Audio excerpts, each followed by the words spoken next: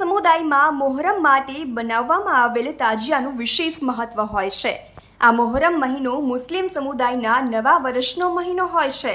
આ મહિનાથી તેમના વર્ષની શરૂઆત થાય છે। આ નવા વર્ષના 10મા દિવસે મુસ્લિમ સમુદાયના લોકો દ્વારા તાજિયા બનાવવામાં આવે છે। આ તાજિયાને બનાવી લીધા બાદ જુલુસ કાઢવામાં આવે છે। ત્યારે રાજકોટ જિલ્લાના ઉપલેટામાં પણ મોહરમ નિમિત્તે છેલ્લા ઘણા મહિનાઓથી વિવિધ કમિટીઓના યુવાનો, બાળકો, આગેવાનો સહિતના સૌ કોઈ લોકો મોહરમમાં બનાવવામાં આવતા તાજિયા માટેની તૈયારીઓ કરી રહ્યા છે। આ તાજિયા બનાવવા માટે તેઓ ખુદ હસ્તકલાથી તાજિયાને વિવિધ સ્વરૂપ આપે છે, જે બાદ તાજિયા બની ગયા બાદ તેઓને તેઓની જગ્યા ઉપર સ્થાન આપવામાં આવે છે।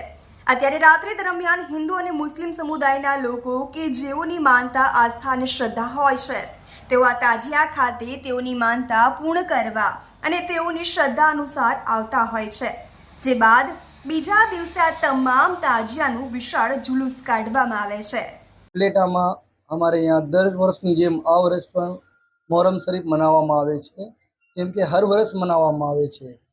એટલે અમારે यहाँ નવમીના દિવસે તાજિયા નીકળે છે, પરમાં આવે છે અને જુલુસની શકલમાં દરબારગઢથી લઈ ધોરાજી જાપાથી લઈ દરબારગઢ જુમ્મા મસ્જિદ થઈને પાછા રિટર્ન ધોરાજી જાપે આવી જાય છે।